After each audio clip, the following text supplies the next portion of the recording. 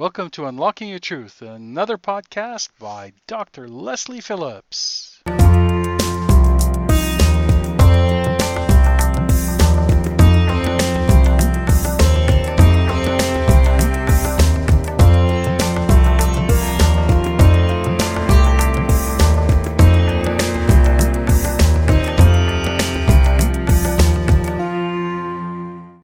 Hello, listeners. Welcome to Unlocking Your Truth with Dr. Lesley. My name is Dr. Lesley Phillips, and I am your host. If you're tuning in for the very first time, let me tell you a little bit of background about Unlocking Your Truth. We are a talk show, and we focus on metaphysics and spirituality. And of course, you're listening on 101.7 FM on CIVL. You can live stream us on civl.ca. The main topic that we're going to be talking about today is dreams. And we have a fabulous lady who is joining us who is going to be talking about dreams with us and how dreams can show you the way to guiding steps in your life. So our guest's name is, and I hope I get the pronunciation correctly, Kathy Tuccaro. And her story is about how dreaming big can change your life. And she inspires people to make their own changes and get on the path to positivity and success. She's passionate about personal growth. She believes that anyone can change their life circumstances and overcome their obstacles if they put their mind to it. She focuses her efforts on encouraging and motivating others and using her own life experiences to inspire those looking to make a change.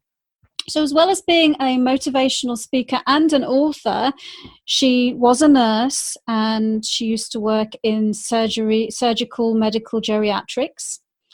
Today, she is an occupational health and safety officer, and she works as a heavy equipment operator and drives a 385 metric ton Caterpillar truck on the Alberta oil sands. Would you believe it or not? That's amazing. And Kathy's always believed in dreaming bigger than the average population. And today she's proven it literally by driving the biggest truck in the world. So welcome to the show, Kathy.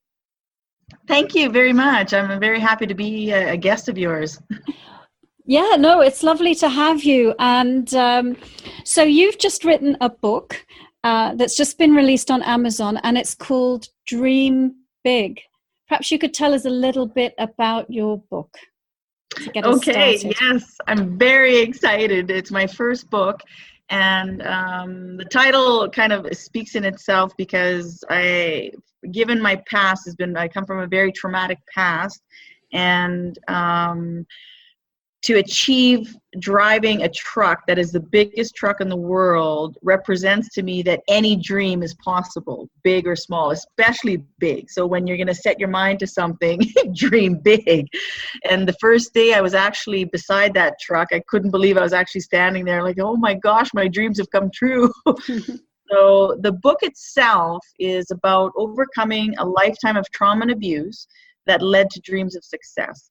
Because I've had a very difficult life, many obstacles and tribulations, I guess you could say, varying from past sexual abuse, molestation as a child, an incredible amount of domestic violence, there was depression, suicide attempts. Like I had a lot on my plate.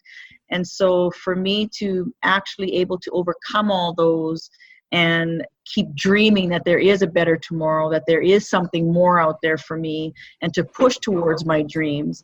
The book is based around that. It's not just about my personal trauma, but it's about the steps that you take to overcome that.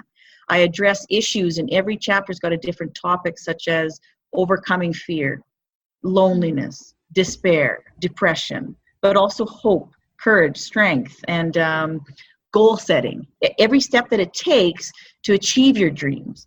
So not only do I talk about the topics and a little bit about what I went through, but I give suggestions and solutions on how to cope with it and how to deal with what's going on in your life, whatever that obstacle might be, and that you can change your life and you can dream big, and don't limit yourself to just thinking that, oh, this is my life, this is the way it's going to be. I can change it. So it's a very inspiring book. And I'm not just saying that because I wrote it, but no, really. Well, it sounds inspiring, and definitely a book that's needed. And I'm sure, because you've been through such a lot in your own personal experience, that it will be a comfort to people as well as an inspiration. And I wanted to ask you a little bit about your background, because I was reading on your website, you were talking about going through your own dark night of the soul and then emerging into the light of success.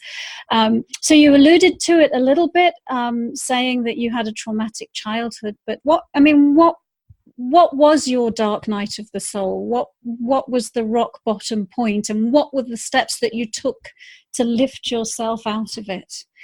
Well, it was over my entire life. Like I said, I'm molested as a child, and many sexual rapes. I was gang raped. I was on a bridge one time. After a gang rape, I couldn't handle it, and so I was on a bridge wanting to jump, and I'm cursing God because I'm 19 and I don't know, I don't understand, I had too much pain. And as I'm cursing God, God actually sent an angel to walk me off the bridge. There's this man that showed up randomly, never said a single word to me. He just gave me the hug and the love that I needed, pulled me off the bridge, sat with me while I needed to recover a little bit, and then he walked me off and helped me get the assistance that I needed.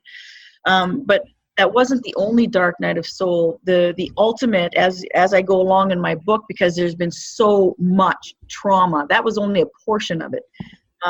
It ended when I was 40, and I lost my nursing career. I had just escaped a psychopathic ex-man who had stalked me for a long time, who had beaten me. Like, I was living with a shovel on my porch as a symbol of what I was going to be reminded to be, what I was going to be buried with every day. It was very horrific. So the nursing part for me was an escape, because it was easier for me to take care of other people than myself, right? So the dark night of soul came when I lost my nursing career. I had no income. My daughter wasn't talking to me. I'm 40 years old.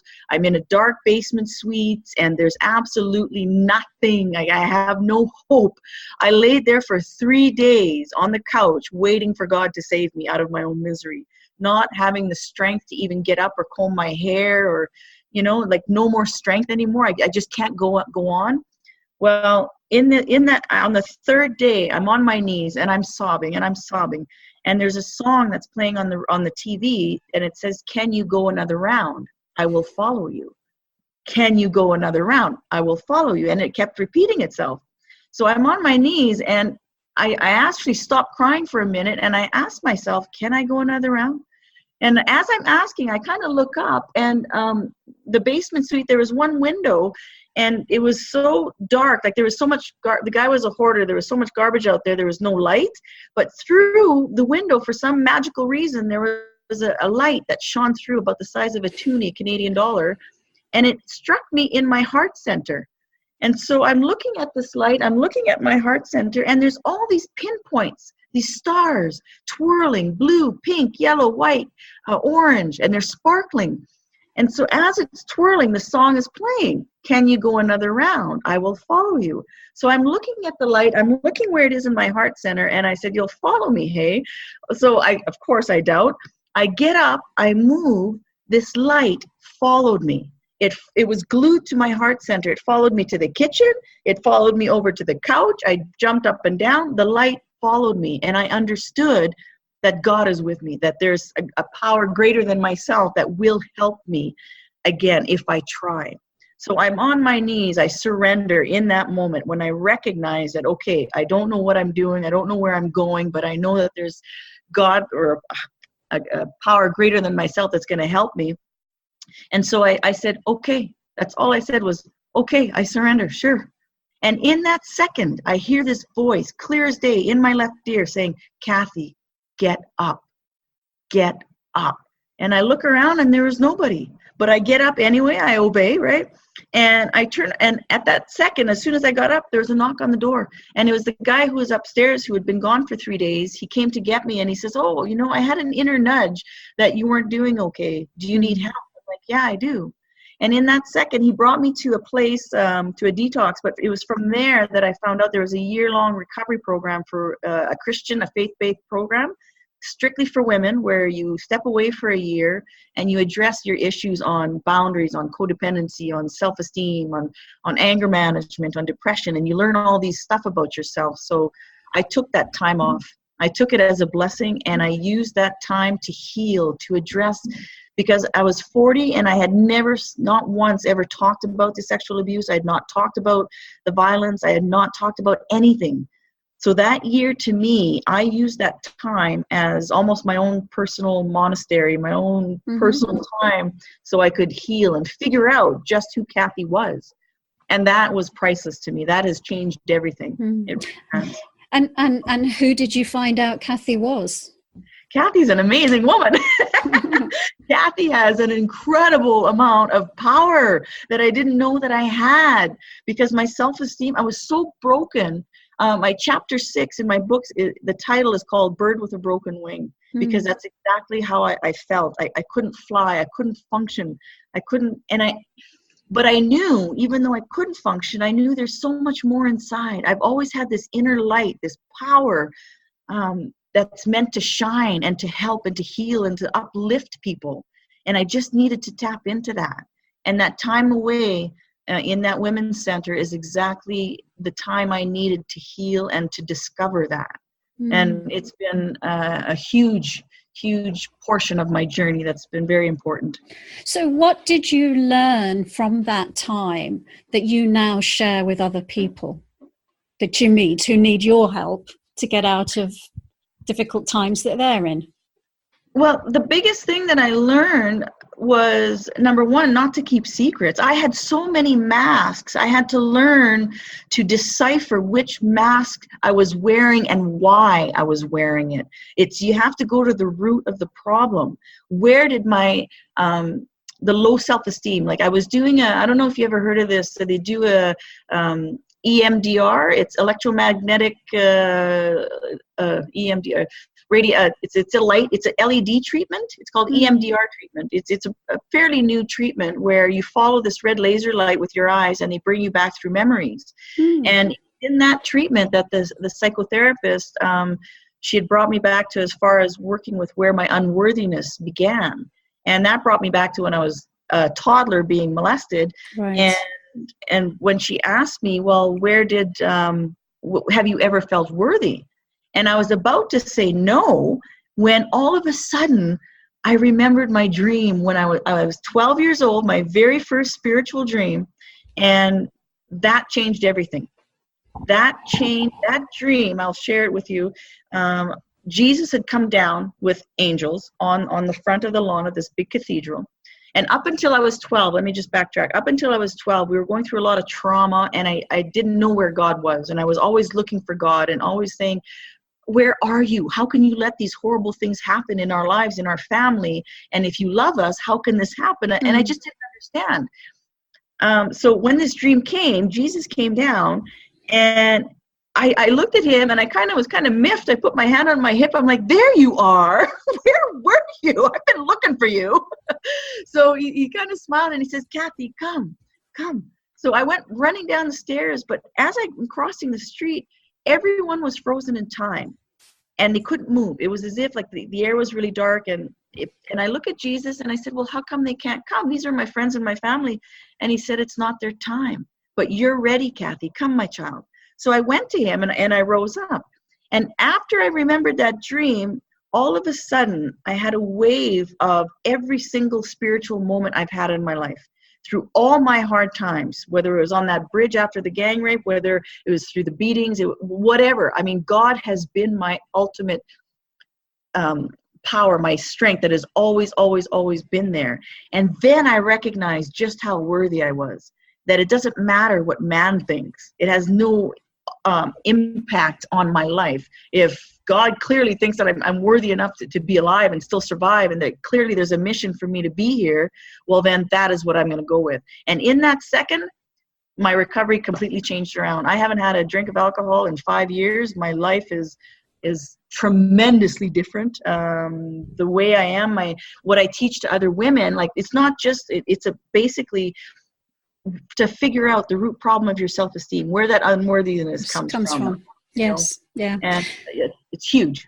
It is huge. And, I think it's childhood sexual abuse is huge as well. Yeah. It really is. And so, I mean, do you have any insight into how prevalent that is, how big of a problem that is in our society? Yes, I do. I work with I don't know if you know Little Warriors. They are here in Edmonton. They have a Be Brave ranch. It is a one-of-a-kind ranch where children from all over the world come here it's a year-long program. They do stints of three months, and then they go back home. They come back for a while. And it's strictly, they work with clinical psychologists, psychiatrists, and all these people that help these children deal, ages from 8 to 12. And these are children that they know have been abused. That have the perpetrator has been arrested and gone through the court system and all that. And it is phenomenal. So it's their statistics are for girls, it's 1 in 3 children, 1 in 3 young girls are sexually abused, and for boys it's 1 in 6.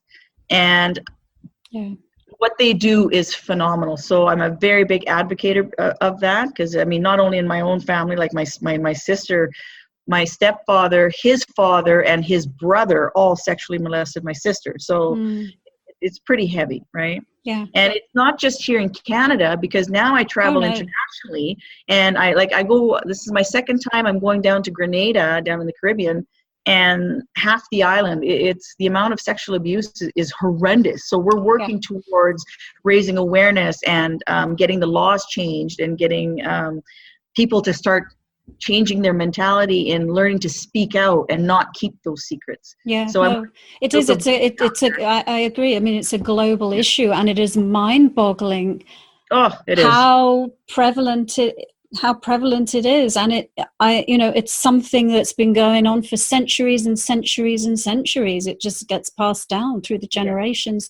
So I'm going to have to go to a break in a minute, but maybe after the break we'll talk about dreams, but maybe I'll just ask one last question, and that is, how do you make sense of it? How do you make sense of that you were sexually abused as a child, and that so many other people have been sexually abused as children and are being sexually abused?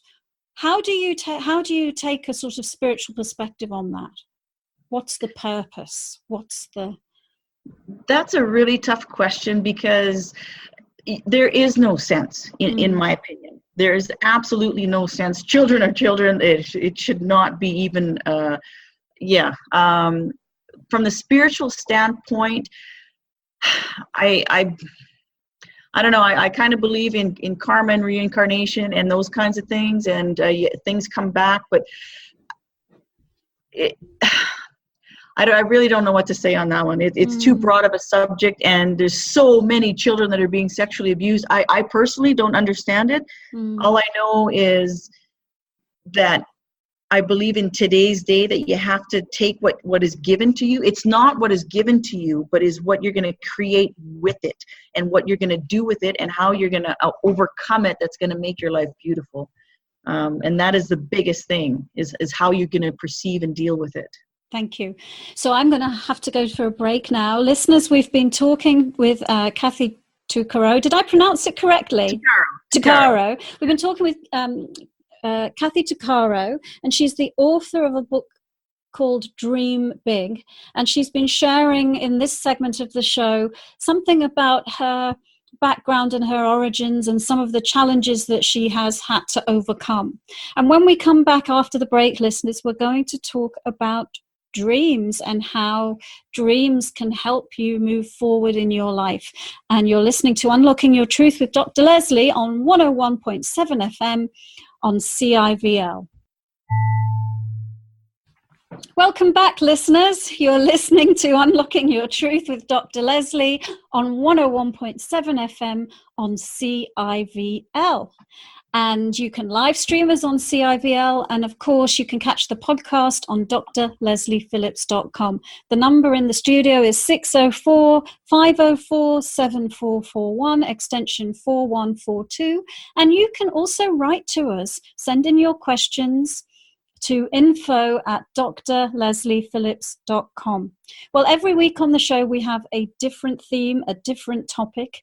And today's theme has to do with dreams and dreaming big, because our guest, Kathy Tuccaro, wrote a book called Dream Big. And she certainly dreamed big because she came from humble beginnings, went through some very difficult times in her life.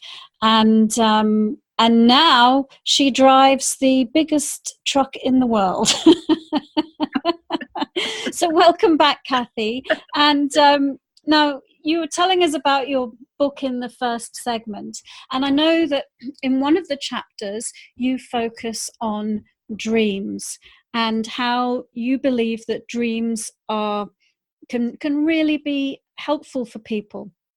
So tell us a little bit about, tell me if you've shared this already, but what's the most powerful dream that you had and how did it impact your life? Okay, no, I haven't shared it. Okay. It is, I'll just say dreams, since I've had that initial dream when I was saying earlier when I was 12 with Jesus and the angels coming down, dreams started coming to me excessively and rapidly, and they were so vivid that it's almost as if I was transported to a different world and living different times. And it's been a guideline, I guess you could say, for me throughout my entire life. Throughout all the hardships that I've endured, my dreams have been able to show me basically, okay, well, something's coming, or you need to do this, or oh, don't do this sort of thing. And so it's been a really, really big salvation for me. Mm-hmm. And I fully believe that part of my recovery and where I am today is because of my dreams. I write them down. I've been writing them down since 1985. I have a whole dream book, and I really believe in the power of doing that. So, yeah. So getting back to your question, the most powerful dream I had was in 1999. It was right before I got on a 7-year extremely violent relationship, and where I nearly died many times. But this dream, I think the reason it was given to me, it was because it brought me to a place where I could go heal, and I could remember the dream when I was going through some hard times. And what that dream was is, okay, I'll tell you. I had fallen asleep on the couch, and it was like an afternoon nap, and instantly I was in another world. I was like in a sand dune, like a big desert, and there was a temple there, and there was a wise man sitting in front of the temple, and he was bald and these bluest eyes and the most beautiful smile, and he was motioning for me to come into the temple. And I wasn't sure. I'm like, oh, maybe I'll just stay here back. I have a few things to do. So he gets up, shakes his head, and I thought, oh, I just failed a test of some sort. Mm. So he went into the temple, and I instantly the sand became cement, and I was glued to the spot. And I hear this, and I knew that I had made the wrong choice. I'm like, oh, this is bad. So I turn around because I hear this loud noise, and there was a long line of zombies that were in the back. Anyhow, they were coming for me. So I had learned as a child how to turn myself invisible in my dreams, and I could transport anywhere I want to go. So I did that in that moment, and I went into the temple instead. And in that temple, I'm laying in kind of a cubicle, and I see the light of God. That's exactly what it was. It's the most incredible, pure white light of God. It was incredibly huge. And I took one look at it, and all I said was yes. And so in that second, I was transported into the middle of this light. And I didn't have a body. I was just like a soul, right? And I'm just hanging there. My arms are wide open, and my head is looking up towards the top of the light. And I'm being purified and energized and relifted, and not reborn, but just cleansed. A really deep cleansing of all the cells. So as I'm being purified, I'm being twisted and turned, and I'm rising up, up, up, up, up, until all of a sudden I shot out of the sky, out of this light, into this dark area where there was no time, no space, and I lost my sheath of a body, and I just was a consciousness. That's all I could. That's the only way to describe it. I was like a speck. My consciousness was the only thing, and I was in the presence of God. It was just the most incredible, powerful thing. I can't even put it into words.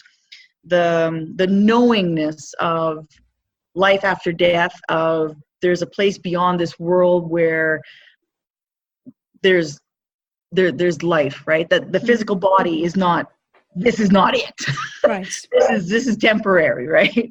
And so at the same time when I was up there, I could also feel my body on tingling on the couch, tingling. I had dual consciousness, I was in two places at once. Yeah. So I had that, and as I'm hanging there, I was, I guess, blessed in.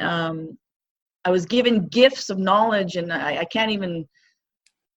It's very difficult to put into words, right? Mm-hmm. So, I was given gifts of knowledge and understanding, I guess, wisdom. And then in the next instant, I actually fell into my body. So I woke up with a start, and I'm like, oh. But that dream, what it did, it's the light that I was in stayed with me for a long, long, long, long time. And when I was going through the excessively difficult times when I didn't know if I was living or dying or what was going on, that light gave me healing. It gave me peace, right? And I had two other dreams that were very similar to that consecutively within the next maybe 2 months. So they were very similar. So I think what that did was just build me strength for what was to come, is what that was. So what was the knowledge that you were given, and how did that get assimilated in your body and your life? How did that unfold, the knowledge that you were given in the dream? I think it just came through form of intuition and just general knowing. Like sometimes I just know things before they happen. I'll know the phone will ring. I'll know who's at the door. I'll know things that used to be split seconds, but now since this dream, because this intuition thing has always been there, but now since this dream, I know things way ahead. Mm-hmm. And so it just expanded my awareness. Like I can see people and know certain things.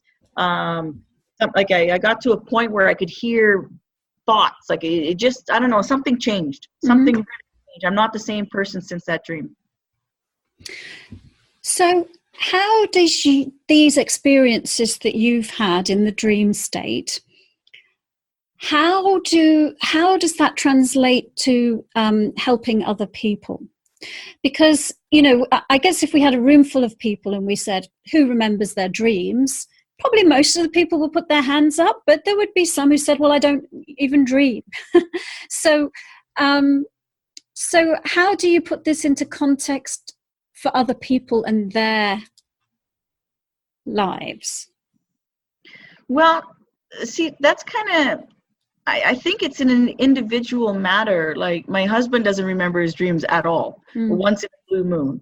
For me, I've been very, very fortunate that since I've been very young that they just come to me and they're very vivid. They're very clear. I know where I'm going. I can go into past lives. I've seen many past lives. I've seen many different worlds, and I can go places and do things. So it's a little different. But I do believe that you can work towards opening your consciousness enough to start to remember them. Right. And I believe that takes self-discipline. Mm-hmm. It takes time before you go to bed every night to turn off that TV and do your contemplations or meditations, do your readings, focus, clear your mind. Keeping a dream journal is essential. It really, really is. And the more you do it every single day, I really believe you'll open up slowly and expand. Right.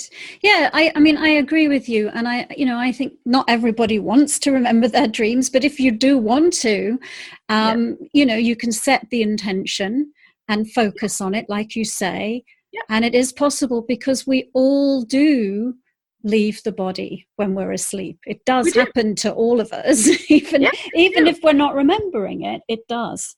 And like you say, it can be such a source of guidance and inspiration. And I'll just briefly share a little bit of my own journey in that, I access my intuition fully consciously nowadays. But way back when, my journey started, like you in a way, through my dreams. So I used to keep a dream diary and had all of those same kinds of experiences of meeting spiritual guidance and past lives and having premonitions. And I know the more I focused on it, the more experiences I had, and the more and so on. And so I believe it can be a really great way for people to access their intuition when they're starting out wanting to do that, because when you're asleep, your intellect isn't engaged. Mm-hmm. And one of the biggest blocks to access your spiritual information is your intellect. And we're all so trained in our intellect. So I think the dreams are just a brilliant doorway into your spiritual experience and a wider concept of reality. So let's see, what else can we talk about when it comes to dreams? I have a whole chapter in my book. Yeah. Chapter is related to dreams and to the many vivid experiences, the ones that guided me the most to say, okay, Kathy, do this, do this, do this. And so when you read the book, hopefully people can kind of say, oh, I had something similar to that, or I had something similar to that, because a lot of people downplay dreams. They think, oh, it's just a dream. Well, exactly. It's just a dream. It's not real. So would you say it's not real, or would you say it's real? Oh, it's real. Absolutely, it's real. Yeah. I know. Like half the time, like I said, I have sometimes dual consciousness, right? So I'm in the dream state, and I know what's going on here at the same time. So it's real, absolutely. So yeah, you're experiencing being in your astral body and your physical body at the same time. Yeah. Which is actually one of the things that the great spiritual masters were able to do, is consciously operate both bodies at the same time. Yeah, I know. Yeah, I know. That's Jesus taught from his physical body and his astral body. Yeah. So and there's so many spiritual masters. Yeah. That's pretty cool. And so are you able to program your dreams? Are you able to program your astral experiences? Are you able to direct the experience of where you go and what you do in your astral body? Or is it more that you just surrender to the experience and see what happens? I used to just surrender to it, because I started leaving my body when I was 14. And me and my sister and I, we'd program it at night. Okay. We're going to meet on this plane, and here we're going to go here, cool. Right? And that used to be really cool. But then she stopped. So I've always continued with it, because to me it's so beautiful, and there's so much out there. Now it's like I program it. It's I can direct the dream. I can say, okay, I'm going here. I used to have to really focus on it, and now it's just, okay, I'm closing my eyes. I do a spiritual exercises, what I call them, and then off I go, right? So tell us about the spiritual exercises that you do to walk yourself into the dream experience. Well, there's so many that you can do. You can create a whole different world. You can create your imagination and go to the place that you want to. You have to really close your eyes. My mom taught me this word when I was 14. It's like when you meditate, people say Aum, right? Well, she taught me the word Hu, H-U, and it's the same thing. It's like Hu. That's how you sing it. And that dream, that word is an ancient word for God, and it brings you to immediate source. You can sing it. It's for all faiths. It's for anybody that just wants to tap in and give you strength and peace and awareness and comfort. And when you sing that word 20 minutes every day, right before you go to bed, or when you get up, or when you're stressed, you will notice a huge, huge difference in yourself and in the ability to even get there quicker. And so I always sing Hugh before I go to bed or during the day, but it's almost as if it brings you there faster, and you can go where you want, and it's the magical word, in my opinion. It really, really helps for me. It gives you strength, and especially when I write about the hue in my book. I talk about it, especially when you're afraid, or things are going on, you have no control. It really calms you down. So HU, if you remember anything, remember that. Okay. Fabulous. All right, so hue, and there are other methods as well, aren't there? Yeah. Sorry. Yeah. No, there's a lot. You can create anything you want. You can, visualize, the art of visualization. You sit, you can imagine you're on a mountain, you smell the flowers. The more details that you articulate in your mind, it's almost as if you become that. You smell the flowers, you hear the wind in the trees, or you hear the water, the river, and it becomes easier and easier to step into there, right? So now you mentioned stepping into other worlds, or visiting other worlds in your dreams. Can you share with us some of the worlds that you've visited in your dreams? Okay, I have had some dreams. I've been through wormholes in the galaxy, where it goes just like you see in Star Trek, where you're just going, and there's worlds where there's 2 suns, there's many moons, things are different colors. There's no gravity in some worlds. It kind of depends where you go. There's so many places that are unexplored that, I usually go with a spiritual guide that kind of shows me along. You can go back. I go to different times, different eras in time. You go back on the Akashic, I can never Akashic records. There you go. Thank you. And you can go back and flip through the cards and just kind of see where you're at. I've been through many of those. There's some pretty amazing places where you can go. There's some worlds where I've been where everything's upside down.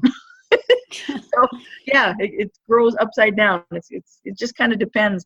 And I think that what I believe is that the dreamer goes to what his consciousness and his or her is able to, where they're at, right? So what you dream is going to be completely different than what I dream. So it kind of goes with your vibrations, your energy, right. So in these other worlds that you've visited, have you met any wise beings apart from your spirit guide that's taking you on your journey? Yes, I have. Years ago, I met 3, I guess they'd be Inuit wise men, we were standing on this open, vast plain from the Grand Steppes, from when the mammoths were around, like way back then, and I was speaking their language, and even though I obviously clearly don't, but I do a lot is telepathically, right? So there's many wise men that I talk about. One in my book as well, that told me right before that gang rape, he had given me a choice in my dream of where I had 2 choices in life, which one I wanted to go. If I went this way, I would have a good life. If I went this way, it would be literally the eye of the hurricane. And that's the title of my chapter. Eye of the Hurricane is because of that wise man, because of the conversation that we had and the decision that I made in that encounter, that I would do it in this lifetime and face it now, because at some point I'm going to have to face it. And he had actually told me that chances are, my what he called me, my little one, you will not survive. But if you do, the rewards are going to be endless and endless. Right. And that lasted. Because the degree of unworthiness and powerlessness and all of that you've experienced, the opposite polarity of that is tremendous. It is. Love and power. And the fact that I'm alive truly is a miracle. It really is. I cannot stress that enough. So. Well, on that note, we're going to go to another break. Welcome back, listeners. You're listening to Unlocking Your Truth with Dr. Lesley. And today we have a very wise lady who's been through some unbelievable life experiences and metaphysical adventures. Her name's Tuccaro, and she's written a book called Dream Big, and she's been sharing very openly some of her life adventures and life experiences, some of which have been quite difficult and challenging. So welcome back, Kathy. And what I thought I'd do is read out some of our listeners' questions, and maybe we can see if we can give them a hand, and you can see how you might be able to help them from your experiences of life and your experiences assisting people. Okay. So we have a lady here, and we always give them a false name because sometimes people are a bit shy. So let's call this lady Sarah. And she says, I need to unblock, rediscover myself, let go of uncertainty. But how do I start? I'm stuck. I'm unsure. I need to choose a new life path. I need to choose a new career, but I just have no idea where to begin. Well, that's kind of sounds like where I was a few years ago.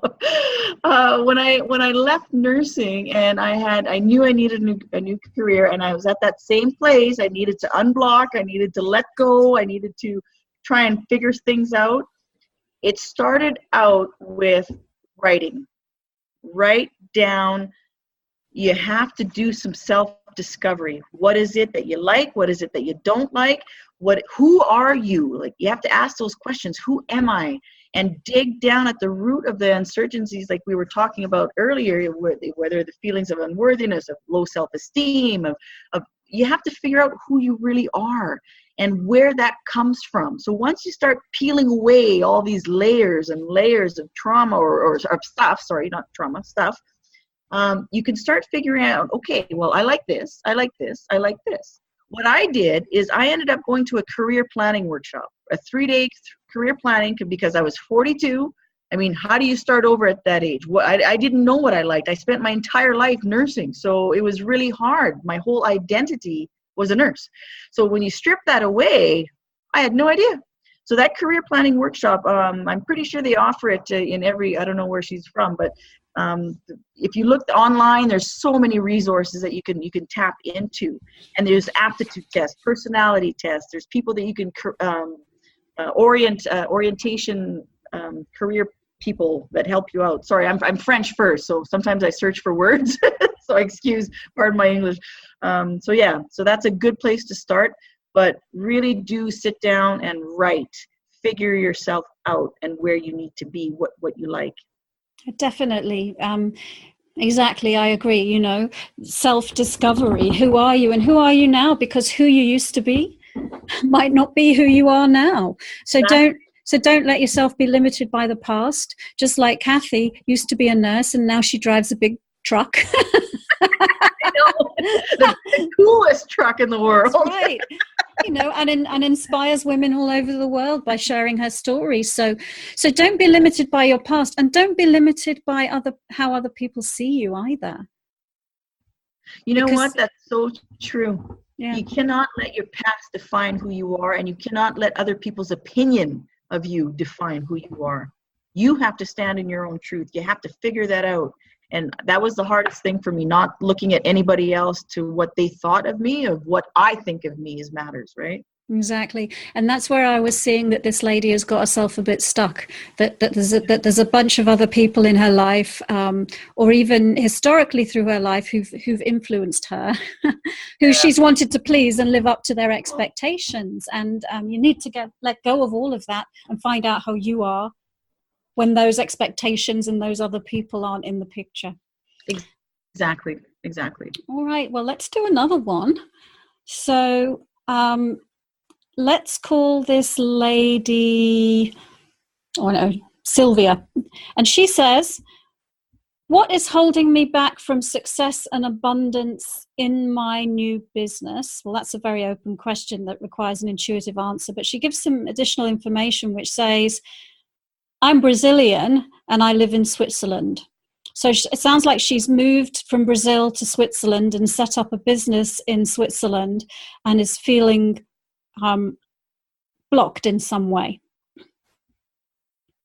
What I have found, and not just in my own life, but in the many, many people that I deal with everywhere, is that the answer to that, we hold ourselves back. There's something inside you, whether it's fear of failure, fear of success is a big thing. changing countries like that, that's huge. So you have all these insecurities, that maybe low self-esteem, you're not quite sure, I'm in a new country, I'm new with new people. We tend to hold ourselves back because either we don't believe in ourselves enough, or that fear of success is a big one, right? What happens if I do succeed? Oh, like, I don't know many people, or whatever it is. The key to that is, this is my answer, and this is what I do. This is what has worked for me and gotten to me where I am. Feel the fear and do it anyway. Just do it anyway. Even though you're shaking in your boots, and sometimes I cry all the way to my destination because I still shake. I still struggle with self-esteem, but I still do it. Because I would rather do it, and if I make a mistake, oh well, then because let me tell you, doubt and insecurity will hold you back more than fear ever will. Your self-doubt is going to keep you from taking that step over that threshold of the door more than fear. You know what I mean? So if you can just do it and tell yourself, you know what, if I fail, it's not a failure. It's a learning experience. Exactly. There is no failure. Exactly. And the fear of something's always worse than the thing itself. Than not doing it. I don't want to spend my life in regret. Oh, I should have done that. Oh, I should have done that. You know? Yeah, and actually you quoted a really great book by Susan Jeffers, Feel the Fear and Do It Anyway. She's passed away now. I think that book's probably from the 1980s or maybe 1990s, but you can get a hold of that. That's a really good book too. Now, the other thing that I was picking up, because I agree with everything that you said, it also has to do with commitment. And your commitment to yourself, and your commitment to your business, and your commitment to your new life in Switzerland. And I'm seeing that it's almost like you're not completely committed. And it's this thing, you know, am I going to stay here, or am I going to go back to? And I'm also seeing that when you were in Brazil, it looks like you felt different and felt like you didn't belong. and that's one of the reasons that propelled you to move to another country. But like Kathy says, that's inside you. You take those feelings with you wherever you go. So you need to address them. All right, wonderful. So I have more questions here. They're all actually, there's a similar flavor to the questions this week. So here's another lady. Let's call her, what should we call her? Think of a name quick. Janice. She says, I feel like I have a block that is stunting my growth spiritually and in general in all aspects of my life. And well, she's asking, I'm curious if you can see anything about it. So it's another lady that's all of these people are feeling blocked this week. So she's stunting her spiritual growth. So how can we help her get out of this feeling of being stunted and not moving forward in her spiritual growth and in her life in general? I'm going to tell her to sing Hugh every night. It really, really works. I would not tell you if it did not work. It's and also I'll say, you know what? Because it looks like she's getting in her intellect. Why am I so stuck? Why am I so stuck? So if she just says who every night, absolutely. No. When it comes to spiritual growth, sometimes we're looking for something and we can't find it, right? We go to various paths. We try different religions. We tried this, we tried that, and it's not working. I know because I've tried a lot of different things in life, right? But I think what it boils down to is to figure out, again, that self-reflection, because at the end of the day, it's between you and like you have to. In order to grow spiritually, you have to self-discover. You have to figure yourself out. Tear apart the layers, not what society says, not what your mom, your spouse, your kids, you as a person, as soul, right? And you have to learn to tap into that. And I truly believe with all my heart that the only way to do that is through proper meditation, quiet time with yourself, contemplation, Take that time daily, have the self-discipline to focus, to sing, whether it's hue or mantra, something that's going to take you up to a different level and connect spiritually somewhere where you can grab that strength, because it's not like physically you can read the books you need to read, but you still need to tap into the inner power, because we all carry it with us. We all do. It's just learning to do that. Mm-hmm. And if you need if she needs some other help, like either going to a hypnotherapist or a counselor, like, get the outer help that you need to get to give you the steps. But also you have to do the steps yourself in doing those, asking yourself those hard questions, trying to figure yourself out. And a lot of people don't. You get, today's life is so busy, Mm-hmm. and you're so distracted by so many things that it's hard to take that time. So it really requires self-discipline. Exactly. So self-discipline, And getting you. and getting to know yourself, like you say. I mean, all of the ancient teachers of old, the first tenet of spiritual evolvement was know thyself, and connect with source or connect with God. The other thing I wanted to mention, just because in reading this question, there's a level of judgment. I'm stunted and it's wrong, and so my meaning my growth is stunted, and so don't judge where you are. You are where you are. So part of it is just surrendering and accepting, because there's no other place that you should be or you're meant to be apart from where you are. This is your journey, and that's the step that you're on right now. So let go of self-judgment and stop beating yourself up, because I think it's great that she's actually looking for more. Yes, yeah. Ready for change, right? Yep, Something's yep. not. So a lot of people don't see that. They're not even there yet. So the fact that she recognizes that, oh, something's not working here, well, I'm missing something, that's huge. Mm-hmm. It's a positive thing. Totally. All right, so I think we might have time for one last question, and then we will have to wrap it up. So let's see. Well, here's a kind of an interesting one. So this is a short one, and let's say this is from Jim. I feel like there is, and written in capital letters, no purpose to my life. And so obviously feeling frustrated and lacking in purpose. And the question is, could that be due to a past life?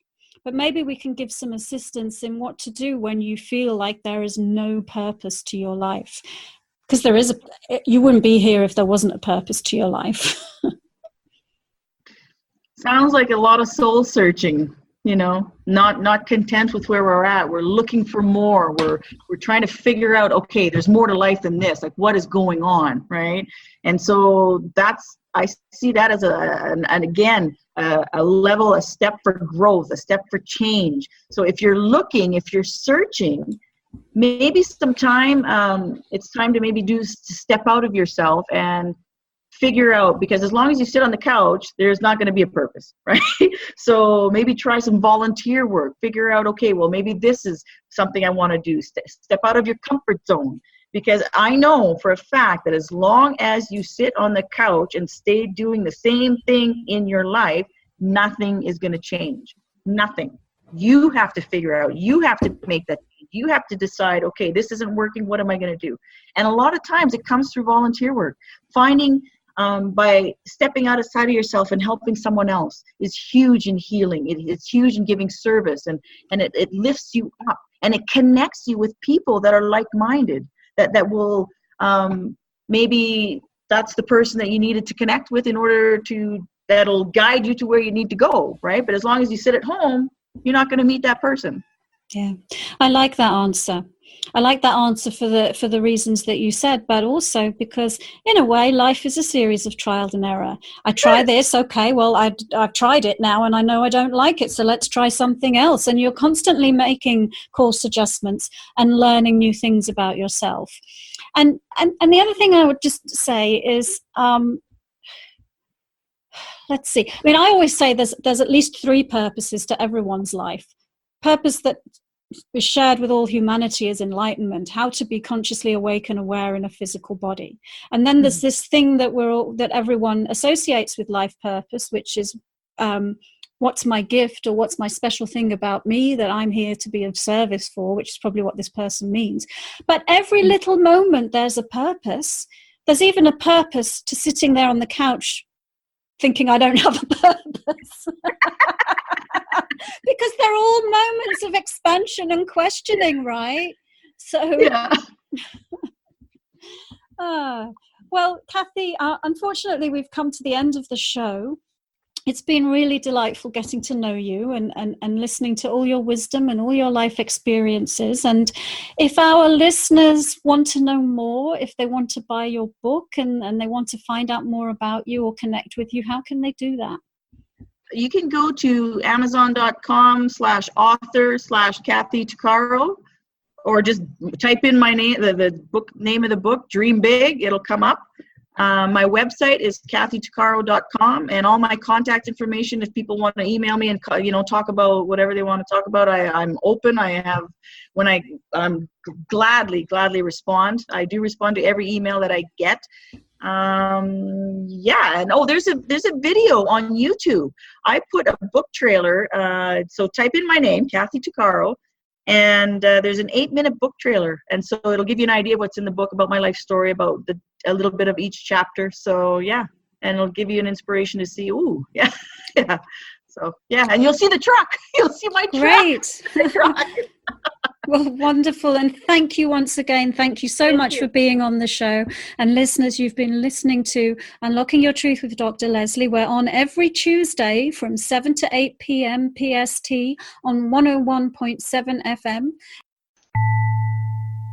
Thank you for joining us. You've been listening to another Unlocking Your Truth podcast by Dr. Lesley Phillips. For more information, go to our website at drlesleyphillips.com. That's drlesleyphillips.com, where you can ask questions or send her an email, and there's many free gifts on there for you as well. Come back again.